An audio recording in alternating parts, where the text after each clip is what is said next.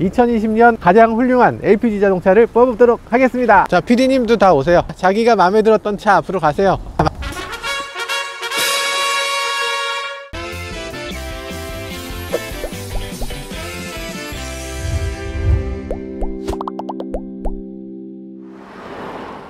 여기 가득이요.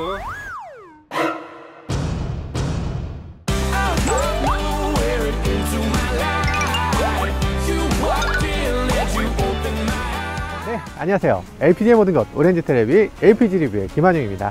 오늘 살펴보는 차는요, 조금 많습니다. 첫 번째, 현대차 아반떼. 두 번째, 현대차 그랜저. 세 번째, 기아 K5. 네 번째, 르노 삼성 SM6 그리고 QM6입니다. 그리고 이건 뭐야? 뭔지 도저히 모르겠는 뭔가 하나가 또 있네요. 자, 그러면 이 차 도대체 왜 이렇게 많은 차가 한대 모여있나 저도 궁금합니다. 도대체 이거 왜 이렇게 많이 있는 거예요? 네, 오늘은 최고의 LPG 차를 뽑아라거든요. 요번에 여태 시승했던 차, 그래서 다 한대 모여있는 거군요. 이렇게 모여서 이 중에서 어떤 차가 가장 좋은지 이거 뽑아보자는 거죠. 그랜저 LPG까지 가져왔어요. 왜냐면 그동안 저희가 시승한 차는 아니지만 우리나라에서 가장 많이 팔리는 자동차니까 이것도 꼭 알아봐야 되겠죠. 그래서 이 5가지 차 중에 어떤 차가 가장 훌륭한지 2020년 가장 훌륭한 LPG 자동차를 뽑도록 하겠습니다. 와!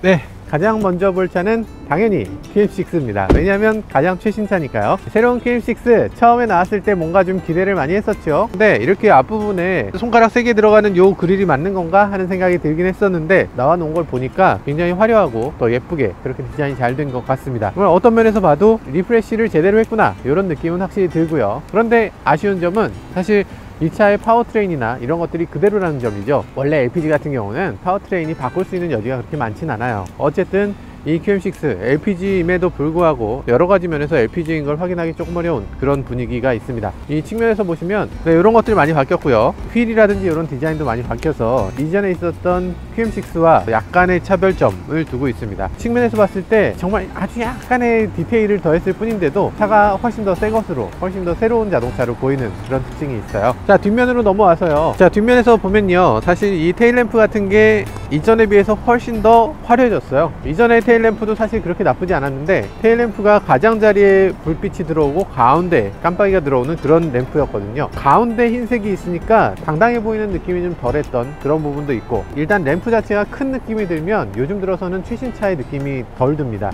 램프를 무조건 작게 가야 되는데 이 테두리는 그대로 뒀거든요. 그대로 두면서도 최신의 자동차의 느낌이 들게 하는 거, 이런 거 아주 훌륭한 것 같습니다. 브레이크를 밟았을 때 느낌은 사실 너무 얇은 부분이 들어오잖아요. 뒤에서 확실하게 느낄 수 있을까 하는 생각이 들긴 해요. 왜냐면 이 램프보다 이 가장자리에 반사되는 영역이 더 밝거든요. 그죠?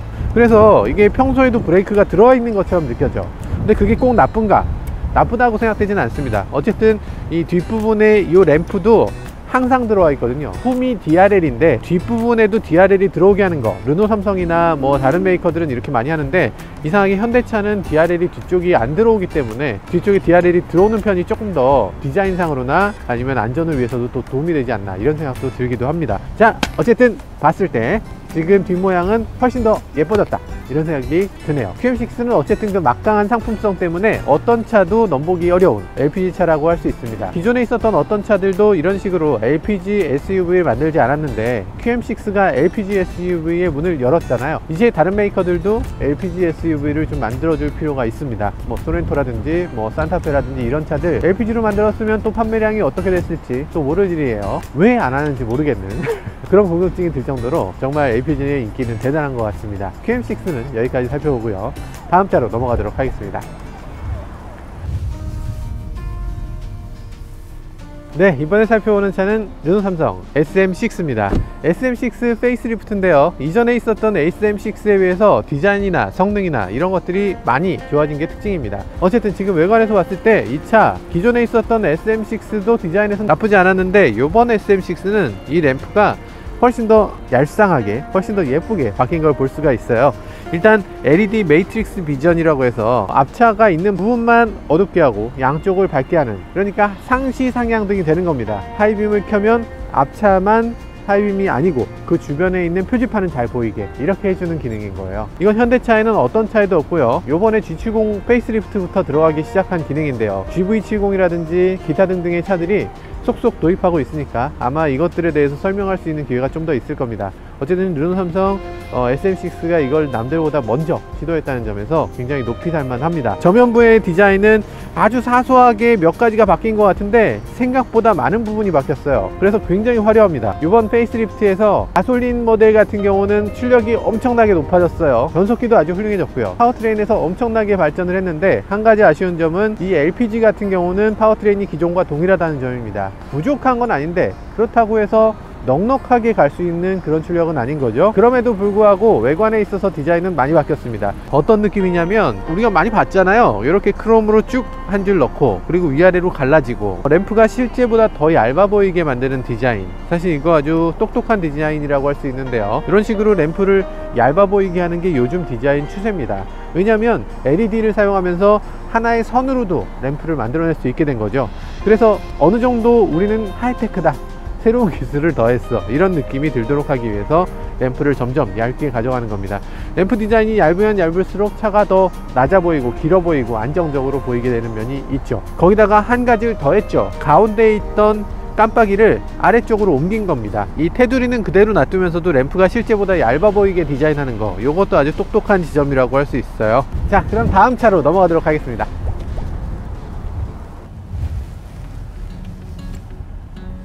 네, 이번에 살펴볼 차는 기아 K5입니다. 기아 K5 같은 경우는 디자인에서 뭐 더 말할 나위가 없는 것 같아요. 외관에서 봤을 때는 그냥 압도적인 탑입니다. 실제보다 차가 더 낮아 보이게 디자인하는 거, 이런 것도 아주 섹시한 것 같고요. 아주 세련된 느낌이기도 합니다. 게다가 전면에서 봤을 때 특이한 거 하나 눈치채셨을 거예요. 그렇습니다. 크롬이 없죠. 크롬이 하나도 없어요. 요즘 들어서 자동차 디자인에서 굉장히 많은 차들이 이 전면에 크롬을 완전히 없애는 거 요즘 유행하고 있는데, 우리나라 차로서는 첫 번째 디자인이고요. 그리고 전 세계적으로도 크롬을 완전히 없앤 걸 가장 기본형으로 한 자동차는 그렇게 많지 않습니다. 그러다 보니까 이 전면부가 굉장히 당당해 보이고 강력한 자동차를 보는 것 같은 정말 스포티한 자동차로 보이게 되는 그런 특징을 갖고 있습니다. 저만 그렇게 느끼는지 모르겠는데 LPG라서 그런지 더 조용해요. 시동 걸려있는 거 맞지? 아니, 여기선 들리는데 여기선 안 들려. 진짜야. 희한하게 조용합니다. 정말 LPG라서 더 조용한 것 같아요. 이 차는 정면에서 봤을 때도 굉장히 강인하지만 측면에서 봤을 때, 그리고 이 측 후면에서 봤을 때가 가장 섹시한 것 같아요. 이 차를 이 뒤에서 보면 이거는 준대형 차가 아닌가 싶은 정도의 그런 크기, 그리고 볼륨감을 보여줍니다. 왜냐하면 이 루프가 이 뒤까지 이어져 있으니까 아주 절묘한 쿠페 스타일의 테일을 보여주는데, 어떻게 국산차가 이런 라인을 만들어낼까 싶은 그런 라인입니다. 다 좋은데 조금 아쉬운 부분은 이 램프 자체의 소재감 같은 게 좀 아쉬워요. 그냥 플라스틱을 덧붙인 것 같은 그런 느낌이 들어서 약간 이게 조금 더 단단한 느낌이 드는 그런 소재로 바뀌었으면 어떨까 하는 생각이 들긴 해요. 뒤쪽에 이 유리가 해치처럼 여기까지 내려온 것처럼 보이게끔 디자인을 했는데, 이것도 크롬으로 이렇게 내려서 이 전체가 하나의 뒷유리처럼 보이게 하는 거, 그래서 트렁크를 더 짧아 보이게 하는 게 아주 독특한 지점이죠. 트렁크가 짧아 보이는 것 뿐이 아니고 실제로도 짧아요. 열어서 보면 이렇게 트렁크 공간이 넓지만 꺼내기 쉽지 않은 그런 공간을 보여줍니다. 작은 물건이 안에 굴러 들어갔을 때 꺼내기 좀 쉽지 않다.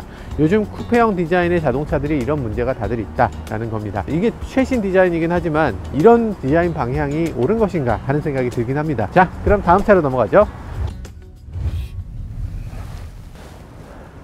우리나라에서 베스트셀러, 이거만큼 많이 팔리는 차는 없는 거죠. 현대차 그랜저입니다. 그랜저라는 자동차는 사실 우리가 어렸을 때는 어마어마한 차였잖아요. 진짜 회장님이나 타는 차, 갓그랜저. 네, 그런 느낌이 들었던 차인데 이제는 사실 그런 급이 아닌 것 같아요. 우리가 어렸을 때 봤던 그 소나타에 대한 그런 느낌, 소나타 갖고 있으면은 그 집은 좀 먹고 사는 데는 지장이 없나 보다, 그런 느낌의 자동차. 그랜저가 요즘은 그 역할을 하고 있는 것 같습니다. 그러다 보니까 이 그랜저는 디자인이 어떻게 돼도 그냥 많은 사람들이 그냥 좋아하는 자동차, 그냥 그랜저인데 뭐 디자인이 뭐 좀 특이하면 어때. 워낙 독특한 디자인이어서 이것에 대해서 누가 좋다 나쁘다 이렇게 평가하는 것 자체가 사실 무의미한 것 같아요. 저 사람 진짜 잘생겼다, 뭐 못생겼다 이렇게 얘기할 수 있지만, 갑자기 눈이 3개 있는 사람이 있으면 저걸 잘생겼다고 해야 되나 못생겼다고 생각하면 애매한 부분, 그런 아주 독특한 부분에 이 차는 들어 있습니다. 평가를 할 수가 없어요. 이게 뭐 예쁜 건지 아닌지를 모르겠어. 저만 모르겠나요? 어쨌든 이 디자인이라는 것은 예술 활동이 아니잖아요. 어쨌든 많이 팔리기만 하면 성공한 디자인이라고 봅니다. 그렇기 때문에 이 그랜저, 지금 이 디자인이 일단 성공했기 때문에 이것에 대해서 누구 하나 디자인을 못했다 라고 얘기할 수 있는 사람은 아무도 없습니다. 여러 가지로 봤을 때 이 앞부분은 둥실둥실하고 차가 굉장히 독특한 느낌을 줍니다. 화려하다 어떻다 이런 걸 떠나서 이 플라스틱이 너무 싼 티가 나는 게 저는 굉장히 거슬리거든요. 아마 많은 분들이 그거 거슬려 할 것 같아요. 전체적으로 봤을 때 앞부분에 대해서 호불호가 굉장히 강하게 나뉘지만 측면에 있어서는 호불호가 별로 갈리지 않습니다. 많은 분들이 놓치시고 있는 게 있는데, 이 차는 그랜저의 신형이 아닙니다. 이 차는 그랜저의 페이스리프트입니다. 페이스리프트인데 이렇게 많이 바꿔버리면 좀 반칙 아니냐? 이런 생각이 들 것 같아요. 뒤쪽에 유리 하나를 더 집어넣어. 그리고 휠 베이스를 쭉 늘려서 지금 이 차는 제네시스보다 훨씬 큰 실내를 보여주고 있어요. 테일램프 디자인도 어떤 분들은 이거 마음에 안 든다 라는 분들도 분명히 계실 것 같은데, 이 정도라면 만족! 이러시는 분들이 계실 것 같아요. 기본적으로는 불이 안 들어와 있습니다. 불이 안 들어와 있는 게 저는 조금 아쉽기도 하고요. 뭐 예쁜 램프 디자인을 했으면 불을 좀 켜줘야죠. 원래는 안 들어오지만 지금 헤드램프를 좀 켜서 보여드리도록 할게요. 네, 이런 식으로 램프가 들어오는데 그냥 나쁘진 않은데 약간 처져 있는 느낌이 들고, 이게 여기까지 내려온다? 생각보다 조금 낮게 떨어져. 그리고 앞부분하고 전혀 다른 디자인이야. 다른 차의 앞뒤를 갖다 붙인 것 같은 그런 느낌이 들어. 이런 느낌이 드는 거는 저뿐이겠죠. 아무튼 이 차의 디자인, 그랜저의 디자인만큼은 그렇게 썩 마음에 들진 않지만 성공한 디자인이다 라고 말씀드릴 수밖에 없을 것 같네요. 다음 차로 넘어갈까요?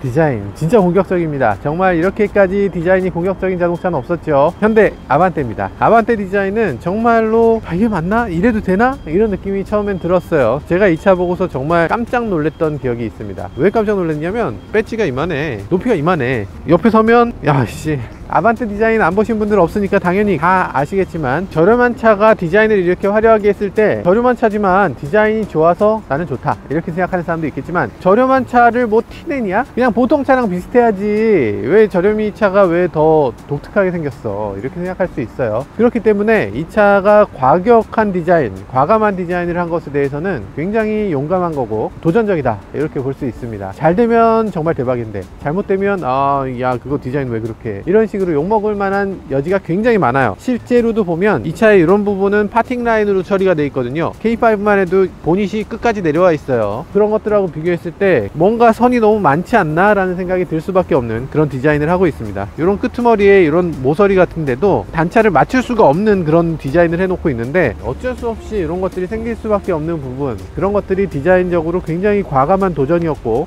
그런 걸 받아들여주는 우리나라 소비자들도 대단한 것 같습니다. 다른 나라에서도 이 차는 잘 될 것인가, 그게 중요한데 미국, 중국 그런 시장에서 이 아반떼가 성공할 수 있을지 이건 조금 더 지켜봐야 될 것 같습니다. 지금까지 반응은 나쁘지 않거든요. 이 차가 미국에서 성공을 하기를 정말 바라봅니다.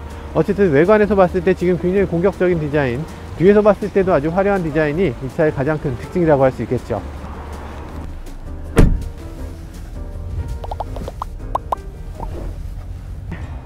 네, 이전 같으면 LPG가 정말 트렁크 공간은 아무짝에 쓸모없는 공간이었잖아요. 이번에도 사실 아반떼는 똑같습니다. 아반떼 트렁크 공간은 이거 좀 다 올라갔으면 좋겠어요. 저희가 확인을 위해서 짐을 좀 실어서 보여드리는데, 짐을 실었을 때 이 정도의 짐이 들어갑니다. LPG가 트렁크의 상당 부분을 이렇게 차지하고 있어요.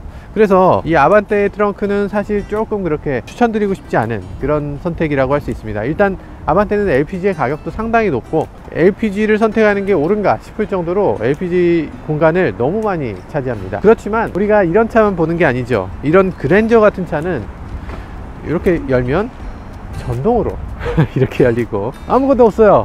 그리고 가운데 스키스루도 있어요. 뒷좌석이 폴딩이 되는 건 아니지만 이렇게 스키스루를 해 놓으면 여기에 길다란 스키 같은 거를 실을 수 있다는 점에서 굉장히 유용하고요. 그럼 LPG 탱크는 어디로 갔느냐? 이 아래쪽으로 내려갔죠. 도넛형 본배를 사용하고 있기 때문에 이런 점에서 최근에 LPG 승용차들이 이렇게 트렁크 공간을 넓게 사용할 수 있습니다.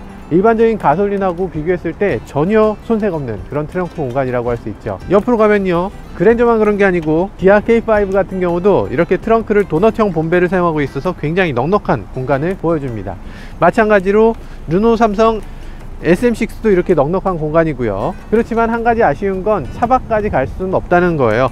QM6 같은 경우는 이렇게 잠깐, 너 왜 여기 들어가 있어? 추워? 아니 추워서. 이렇게 차박이 가능한 그런 공간이라고 할 수 있어요. 편해요? 편하고. 편하다고? 발랑 들어다 놓을 수 있으니까? 네. 키 몇이세요? 168입니다. 네, 168이신데 발라당 놓을 수 있는 그런 공간이라고 해요. 지금 이 많은 LPG 중에서 차박이 가능한 차는 QM6 LPG밖에 없는 것 같습니다. 트렁크 공간만 놓고 봤을 땐 QM6 승!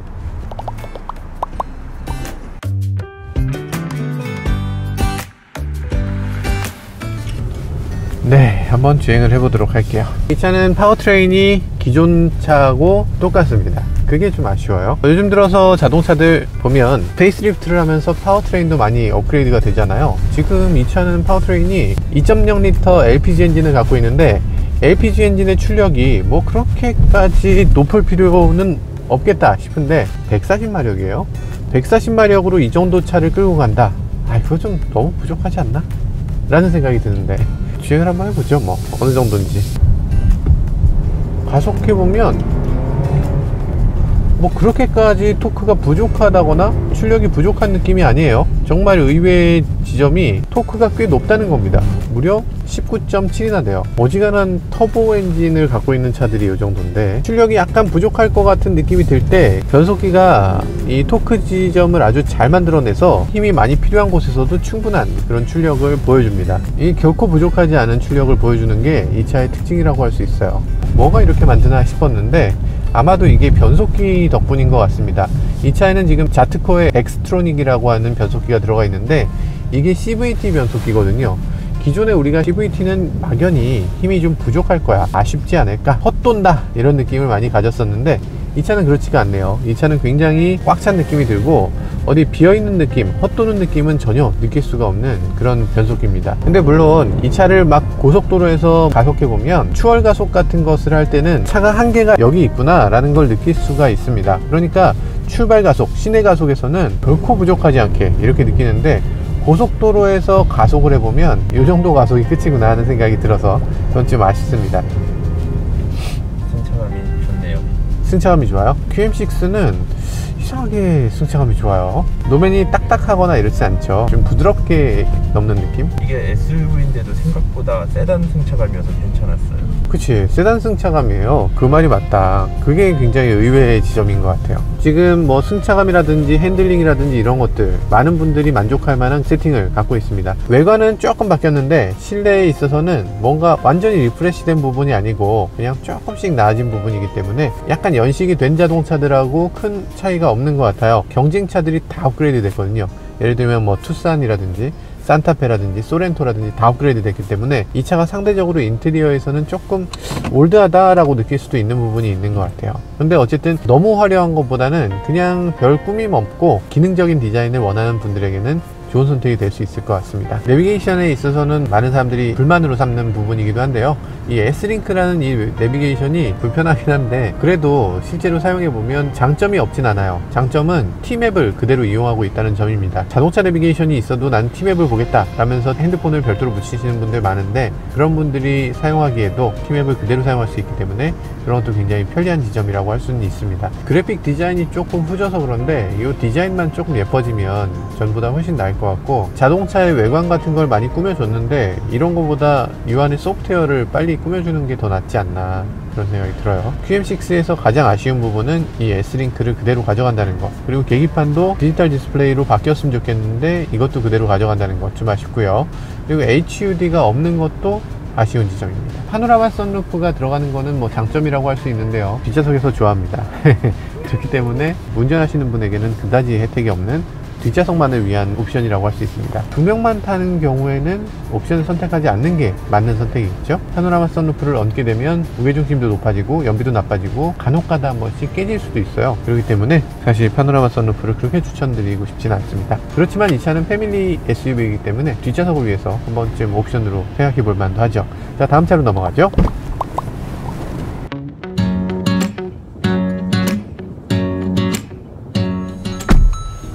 오, 세상에, 실내 인테리어가 갑자기 첨단으로 바뀌었어요. 저기서 여기로 옮겨왔을 뿐인데 예쁜데?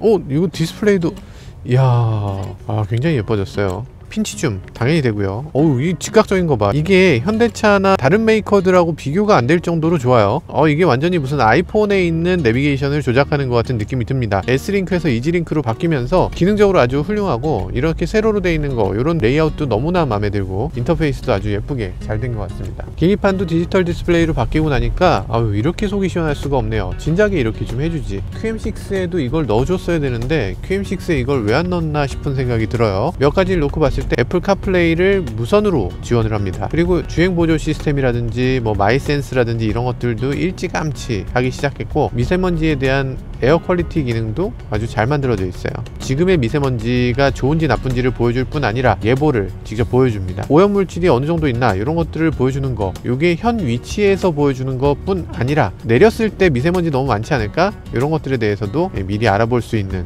그런 기능을 갖고 있어요. 만약에 내렸을 때 미세먼지가 많은 곳이라면 마스크를 산다거나 뭐 이런 것들을 해볼 수 있겠죠. 그런 것들 아주 재밌는 기능인 것 같고요. 에어 컨디셔닝을 오토로 하는데 오토를 천천히 바람이 나오게 할 거냐, 빠르게 덮여줄 거냐, 이런 걸 선택할 수가 있죠. 이런 것들도 터치로 돼 있어서 굉장히 좋게 보이는데, 이런 것들을 왜 부각을 안 하는지 모르겠어요. 되게 잘 만들어졌거든요. 굉장히 첨단 느낌, 굉장히 IT 중심적인 자동차의 느낌을 만들어내고 있습니다. 페이스리프트지만 이 인테리어를 놓고 보면 이 S링크 하나 없어진 것만 해도 차가 정말 새 차처럼, 정말 다른 차처럼 느껴집니다. 인테리어의 여러 가지 가죽이라든지 요 가죽에 있는 스티칭이라든지 이런 것들을 조금 더 개선했는데, 그런 것들도 훨씬 더 좋아진 부분이라고 할 수 있겠네요. 기본적으로 이 차는 실내 공간이 굉장히 여유롭습니다. 일단 앞뒤 길이는 다른 경쟁차에 비해서 조금 짧은 편이 됐어요. 왜냐면 경쟁차들이 워낙 길어져서. 그런데 머리 공간에 있어서는 더 높습니다. 이 머리 공간이 더 높은 이유는 경쟁차들이 이상하게 자꾸만 차체의 높이를 낮추고 있어요. 늘씬하고 약간 스포티하게 이렇게 디자인을 하는 쪽으로 너나 할 것 없이 모든 차가 다 그 방향으로 가고 있기 때문에 머리 공간이 부족하게 느끼는 경우가 굉장히 많습니다. 요즘 보면 현대기아차는 세상의 모든 차를 다 와이드 앤 로우로 좀 더 스포티하게, 좀 더 와일드하게 이런 식으로 디자인을 가고 있는데, 그것보다는 어떤 차는 조금 더 슬릭하게 가더라도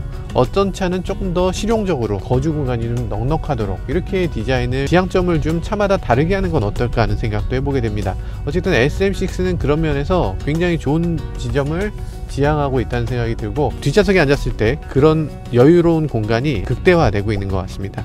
네. 자, 여기서 과속방지턱을 넘어 볼게요. 뒷좌석 어때요? 좋아. 기존에 비해서 뒷좌석 승차감이 많이 좋아졌어요. 많은 분들이 오해하시는 게 뒷좌석이 딱딱한 건 토션빔 때문이야, 이렇게 얘기는 그만 좀 해줬으면 좋겠어요. 이거 아니고요. 뒷좌석이 딱딱한 건 딱딱하게 만들었기 때문이에요. 토션빔이더라도 부드럽게 만들 수 있는 거죠. 많은 분들이 오해하시는 게 멀티링크 한쪽 바퀴가 따로 움직일 거라고 생각하는 거예요. 이게 멀티링크는 구조상 한쪽 바퀴가 따로 움직일 것 같이 생겼죠. 근데 실제로 그렇지 않고 그 사이에 스테빌라이저라는 게 있어요. 이쪽이 움직이면 같이 움직입니다. 그렇게 안 하면 어떤 문제가 생기냐, 차가 옆으로 누워버리기 때문에 롤링이 너무 커져서 그 롤링을 막아주려면 양쪽이 서로 연관돼서 움직이게 만들어야 돼요. 어쨌든 중요한 거는 인터넷에서 수많은 사람들의 댓글, 아니면 뭐 수많은 사람들이 그냥 정말 짧은 그런 글, 맥퍼슨 스트롯은 좋은 게 아니야, 토션빔은 좋은 게 아니야, 그렇게 단순하게 만들어지지 않는다는 거예요. 실제는 그거보다 훨씬 복잡한 요소들이 많이 있고요. 어떤 사람들은 승차감을 부드럽게 하는 게 좋다, 어떤 사람은 딱딱하게 하는 게 좋다, 이런 것들을 가지고서 여러 가지 좋은 승차감을 만들기 위해서 고민을 하는데, 기존의 SM6는 너무나 단단한 세팅을 해놨어요. 지나치게 단단했고 과속방지턱에 대한 대응이 너무나 덜 돼 있었습니다. 근데 지금 과속방지턱 넘어보면 아주 소프트하게 잘 넘고요. 기존엔 과속방지턱을 과감하게 넘었을 때 서스펜션이 다 풀려버리면서 쿵 소리를 내는 부분이 있었다면, 이제는 그런 것들이 완전히 없어지고 이제는 대부분의 사람들이 만족할 만한 그런 승차감으로 바뀌었다는 게 가장 큰 특징이라고 할 수 있습니다. 네, 여러가지로 정말 훌륭하지만 한 가지 아쉬운 점이 있습니다. 지금 파워트레인이 SM6 일반 모델은 지금 연식 변경이 되면서 출력이 훨씬 더 좋아졌거든요. 그러면서 다이내믹한 주행 감각, 그런 것들하고 잘 맞물리면서 이 자동차가 진짜 가치 있는 자동차가 된 것으로 보이는데, 지금 LPG 같은 경우는 조금 아쉽게도 이 출력이 140마력에 19.7kgm 토크를 보여주는데 부족한 건 아니지만 얘도 좀 업그레이드 해줬으면 좋지 않았을까 하는 생각을 해보게 됩니다. 어쨌든 상대적으로 가격이 저렴한 LPG이기 때문에 여러가지 요소들, 좋아진 것들 놓고 보면 사실 이 차도 굉장한 경쟁력이 있다는 생각이 드네요. 자, 다음 차로 넘어가 보도록 하겠습니다.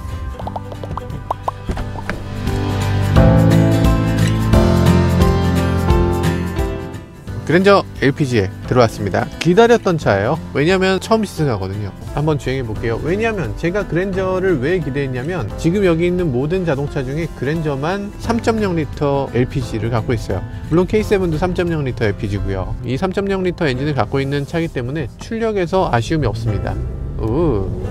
너무 좋은데?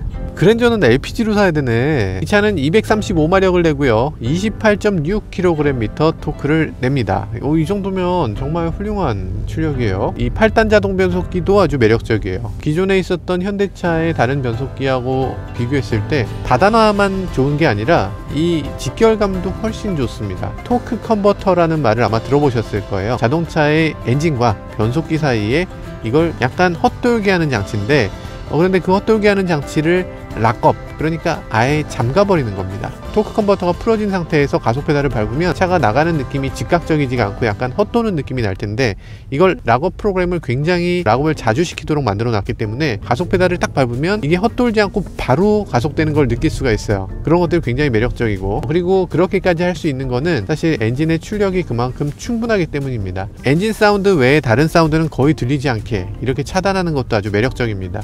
일단 유리도 이중접합 유리로 되어 있어서요. 뒷유리는 이중접합 유리가 아니죠? 앞유리만 이중접합 유리로 되어 있지만 어쨌든 운전석에 앉았을 때 느낌은 정말 차가 조용하다 라는 걸 느낄 수가 있습니다. 자, 과속 방지턱을 살짝 넘어 보도록 할게요. 그랜저라면 당연히 이 정도 해야 되지 라는 느낌의 승차감을 보여주고 있어요. 어때요? 많이 부드럽게 세팅이 돼 있어요. 일단 과속 방지턱 넘는 거는 현대차를 능가할 만한 브랜드는 없는 것 같아요. 가끔가다 수입차 타보면 과속 방지턱에서 어떻게 이런 식으로 이걸 제대로 처리를 못했나 이런 느낌이 들 때가 있는데 우리나라에만 있는 것이어서 더 그렇습니다. 물론 미국에도 과속 방지턱이 있지만 점프하듯이 이런 식으로 만들어진 과속 방지턱은 별로 없죠. 자, 그래서 지금 이 차 승차감, 정숙성 이런 것들 아주 훌륭하게 만들어져 있고요. 개인적으로는 그랜저가 주행을 해보면 이게 이래서 우리나라에서 그렇게 많이 팔리는구나, 한국 사람들이 좋아할 만한 것들을 다 갖추고 있구나, 이런 것들을 느낄 수 있는 그런 자동차라는 생각이 듭니다. 전자식 기어 노브를 사용하고 있는데 이 전자식 기어 노브를 버튼식으로 사용하고 있는 거, 요것에 대해서는 사실 호불호가 있을 것 같아요. 그런데 요즘 들어서 많은 분들이 전자식 기어 노브를 사용하고 있다 보니까 저만 해도 그런데 D모드에서 그냥 시동 끄고 내립니다. 안전벨트 풀고 급한 일이 있어, 사고가 났어, 그럼 보통 사람들이 이 상태에서 그냥 내려요. 내리면 자동으로 P로 이렇게 넘어가죠. 이렇게 넘어가는 게 되게 중요한 그런 안전장치라고 할 수 있어요. D로 놓고 내리는 사람이 생각보다 많습니다. 정말 많고 누구나 그런 실수를 합니다. 실수를 미연에 방지할 수 있도록 하는 이런 전자식 기어 노브 적용 자체는 굉장히 좋습니다. 근데 이 전자식 기어 노브가 안전에 도움이 되도록 만들었는데 이 자체가 혼동되게 되면 안 되겠죠. R&D 이런 식으로 되어 있는 건 사실 혼동 가능성이 있는 걸로 보입니다. 제 생각에는 칼럼식으로 넘어가는 게 진짜 바람직한 것 같고요. 다이얼식이 그나마 좀 나은 편인 것 같습니다. 자, 어쨌든 지금 봤을 때 전체적으로 이 차의 인테리어 점수를 매긴다면 제니씨의 점수는 SM6와 그랜저 중에 인테리어 어떤 게 더 좋은가요? 저는 SM6가 더 좋다? 어째서 그런가요?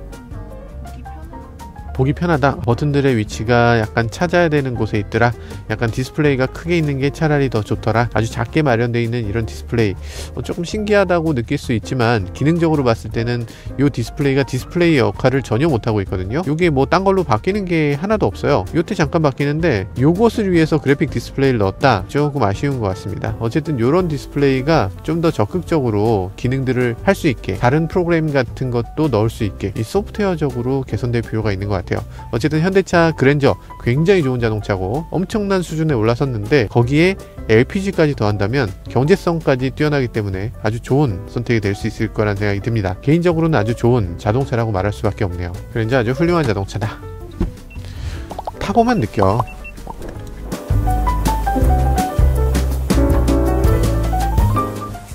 인테리어 그랜저 같은 차를 타면요, 이 계기판이 너무 가까워서 당황해요. 그래서 눈이 부시거나 아니면 너무 초점이 가까운데 맺히거나 이런 느낌이 솔직히 있어요. 저 안쪽으로 좀 집어넣어 줬으면 좋겠다 이런 생각이 드는데 당연히 안쪽으로 깊이 들어가 있고요. 그리고 이 디스플레이랑 요게 일자로 딱 붙는 게 아니라 계기판을 더 깊이 집어넣는 게 사실 조금 더 스포티하고 조금 더 바람직한 레이아웃이라고 할 수 있겠죠. 이 디스플레이 같은 경우에 디지털 디스플레이의 디자인이라든지 크기라든지 이런 것들에 대해서는 사실 크기가 조금 작긴 합니다. 10.25인치 그리고 그랜저는 12.3인치 한 2인치 정도의 차이인데 그 2인치 차이가 꽤 크게 느껴져요. 이 차만 보면은 오 디지털 디스플레이 멋있다 크다 이렇게 느낄 텐데 그랜저를 타다가 바로 넘어오니까 상대적으로 좀 작게 느껴지네요. 차급 나누기 절대로 하극상을 하지 않는다 이런 느낌을 받게 되네요. 달리는 느낌도 지금 훌륭해요. LPG는 막연히 힘이 없을 것이다 라는 느낌을 갖고 있는데 사실은 실제로 달려보면 결코 그렇지 않고 오히려 LPG이기 때문에 더 잘 달리는 것 같은 느낌도 듭니다. 지금 그랜저에서 넘어오니까 이 가속할 때 이 사운드가 꽤 과격한 사운드로 이렇게 만들어 놓은 게 특징이네요. 보통의 중형차 같으면 소리를 어떻게든 줄이려고 하다가 마지막에 소리가 갑자기 터져 나와요. 그러다 보니까 그 소리가 굉장히 듣기 싫은 경우가 많은데 이 K5 같은 경우는 처음부터 사운드를 조금 다이나믹하게 조금 거칠게 이렇게 나는 쪽으로 세팅이 되어 있습니다. 그러다 보니까 소리가 좀 나도 듣기 싫게 들리는 게 아니라 일부러 스포츠카의 느낌을 주려고 이렇게 세팅했구만 이런 느낌이에요. 차가 그랜저에 비해서 훨씬 더 경쾌하고 훨씬 더 가볍게 움직이도록 그렇게 만들어져 있네요. K5 같은 경우는 너무나 세팅이 좋고요. 잘 만들어진 자동차라는 느낌이 듭니다. 지금 이 차는 깡통에 가까운 자동차거든요. LPG라서가 아니라 렌터카기 때문에 그러다 보니까 인테리어가 지금 굉장히 뭐랄까 험블합니다. 뒷좌석에 지금 사람을 태우고서 사람이 어떻게 움직여지는지 보는데 약간 뒷좌석이 점프하네요. SM6하고 이 차의 뒷좌석의 단단함을 놓고 보면 이 차가 더 단단한 걸로 보입니다. 그랜저하고 비교하면 뭐 말도 안 되게 단단하고 소나타하고 비교해도 더 단단합니다. 그래서 이 중형차 중에서는 아마 K5가 가장 단단한 느낌을 만들어내고 있는 것 같고 가장 스포티한 느낌, 스포츠카에 가까운 그런 필링을 주고 있는 것 같아요. 이런 다이나믹한 디자인의 자동차라면 이 정도는 해줘야 어떤 배신감을 느끼지 않는 통일감 있는 그런 자동차라고 할 수 있을 것 같습니다. 기능적으로도 지금 가야 될 것들을 전부 다 최대한 최첨단으로 가고 있거든요. 버튼이 다 터치식으로 되고 있는데 저는 개인적으로 터치식으로 바뀌는 거 굉장히 섭섭하게 느낍니다. 그렇지만 어쨌든 터치식으로 돼서 보다 많은 사람들이 이 차가 좀 더 첨단의 느낌을 낸다 라는 것을 보여주고 있는 것 같고요. 어쨌든 전체적으로 봤을 때 이 차의 여러 레이아웃이라든지 이런 것들 운전하는데 아주 좋은 세팅들을 하고 있어요. 기어 노브라든지 뭐 버튼이라든지 열선 시트의 위치라든지 이런 것들 아주 인식하기 편한 위치에 있고요. 저는 개인적으로 운전하는데 큰 도움이 되는 것 같습니다. 실내의 많은 부분이 인체공학적으로 만들어졌다는 게 특징적인 부분입니다. 아니 뭐 당연한 거라고 생각할 수 있지만 요즘 많은 메이커들이 디자인에 너무 치중한 나머지 가장 중요한 것들을 잊고 있는 것 같아요. 어쨌든 자동차라는 건 사람이 타는 거고 사람이 운전하는 거기 때문에 사람이 가장 편안하게 탈 수 있는 그런 차를 만들어내는 게 무엇보다 중요하다는 생각을 다시금 해보게 됩니다. K5 그런 것에 초점을 잘 맞추고 있는 것 같네요. 자, 그럼 다음 차로 한번 넘어가 보도록 하죠.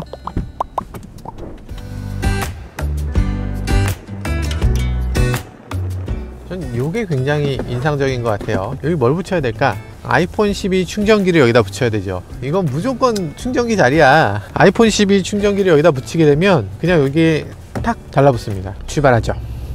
자, 아반떼 LPG입니다. 네, 이 아반떼 LPG의 가장 큰 특징은 저렴하다는 거죠. 그런데 거기서 조금 아쉬운 지점이 있습니다. 뭐냐면 싼데 비싸다는 거예요. 이 차는 기본 가격이 1,800만원이 넘기 때문에 일반 아반떼에 비해서 거의 200만원 돈이 비싸요. 기존에도 몇십만원 정도 더 비싼 건 흔히 있는 일이었거든요. 근데 아반떼 LPG는 몇십만원 수준이 아니라 이렇게까지 비싸다는 건 사실 잘 납득이 안 됩니다. 일단 인테리어에서 봤을 때 여러 가지 면에서 기본적인 트림보다 조금 위의 트림입니다. 근데 디자인에서 특별히 아쉬운 점이 없습니다. 특별한 디자인 요소들을 많이 갖고 있거든요. 예를 들면 이런 식으로 깎는다든지 아니면 이 양쪽에 어떤 날개처럼 이렇게 펼쳐 있다든지 이런 것들이 무슨 만화에서 보는 것 같이 생겼어요. 이 차의 외관도 보면 약간 만화 같은 느낌이 들잖아요. 저는 요게 아직도 적응이 안 되네. 불필요한 걸 왜 달아놨죠? 없으면 옆자리에서 이렇게 넘어오잖아. 아, 옆에서 넘어오지 마라. 이건 온전히 내 공간이니까 넘어오지 마. 이런 느낌? 사회적 거리두기를 미리 내다본 건가? 저는 디자인이 기능을 따라가야 된다고 생각하는데 기능이 없는 디자인을 가져가는 거 그리고 그 디자인이 어떤 기능적인 요소를 해치는 거 그런 것에 대해서는 저는 좋게 보이지 않는데 자, 이런 불필요한 것들이 이 차에 있고요. 그런데 어쨌든 그런 요소들이 저렴한 자동차가 아니게 보이게 하는 그런 특징이 있습니다. 이런 것에 계속 집중을 하다 보니까 나머지 부분이 되게 저렴한 것들이 눈에 띄지 않는 거예요. 그런 게 굉장히 이런 차 디자인하는데 영리한 게 아니었나 이런 생각도 듭니다. 자, 어떤가요? 시트가 딱딱하다고. 이 차에서는 서스펜션에서 올라오는 승차감 못지않게 시트가 주는 그 단단함이 굉장히 커서 승객들이 약간 딱딱하다고 느끼는 부분이 있는 것 같아요. 근데 그 부분이 이 차는 아반떼니까, 다이나믹한 자동차니까 그런 것들이 어느 정도 이 차는 원래 그렇게 다이나믹하게 타는 거야 라면서 용서가 되는 그런 자동차인 것 같습니다. 일단 몸을 잡아주는 느낌이 지금 타본 자동차들 중에서 가장 좋은 것 같아요. 일단 등받이가 이렇게 어느 정도 곡선으로 되어 있고 양쪽 허리를 좀 잡아주는 거, 운전석에 앉았을 때 착 몸을 잡아주는 느낌 같이 되어 있습니다. 지금 아반떼 시트는 굉장히 기대 이상으로 잘 만들어진 그런 시트라고 할 수 있어요. 그런데 파워트레인과 변속기는 그렇게까지 마음에 들진 않습니다. 일단 이 차의 외관에 비해서 이 차의 파워트레인은 조금 약한 면이 있어요. 특히 다이나믹한 느낌을 들게 하는 그런 외관과 그런 서스펜션을 갖고 있으면 변속기도 약간 그에 맞게 DCT를 장착한다거나 이런 방법을 쓸 수 있었을 텐데, 지금 이 차는 아쉽게도 무단 변속기를 쓰고 있습니다.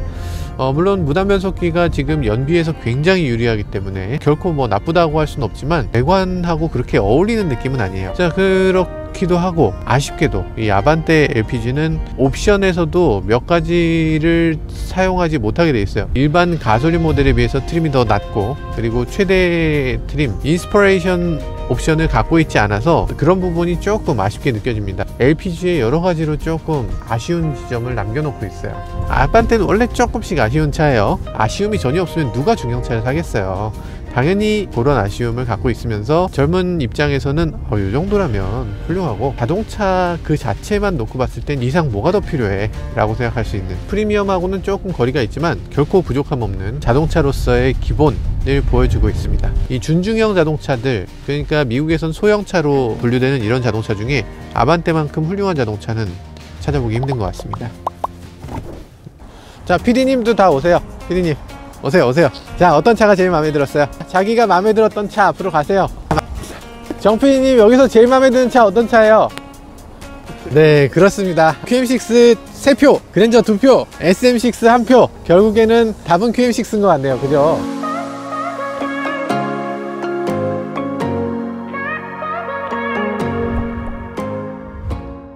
네, 지금까지 5대 LPG 차량을 살펴봤는데요. 이 5대 모두 다 나름대로의 매력이 있어서 어떤 게 가장 뛰어나다 이렇게 선택하는데 너무 어려움이 있었어요. 혹시라도 여러분들이 이 차가 가장 뛰어나다 라고 생각되는 게 있으면 댓글을 남겨주세요. 여러분들 중에서 50명을 추첨해서 저희가 상품을 보내드리도록 하겠습니다. 2020년 2원 오렌지 텔레비 LPG 리뷰도 이번이 마지막 영상이 될 텐데요. 2020년 영상 못지않게 2021년에는 더 나은 영상을 보여드릴 수 있을 것 같습니다. 일단 정말 특이한 현대차 스타리아가 나오고요. 그리고 정말 특이한 기아 K8이 나오니까요. 그 외에도 다양한 차들이 LPG로 나올 텐데 내년에 또다시 다양한 차들로 여러분들을 만나 뵙도록 하겠습니다. 지금까지 저는 오렌지 텔레비 LPG 리뷰의 김한용이었습니다. 감사합니다.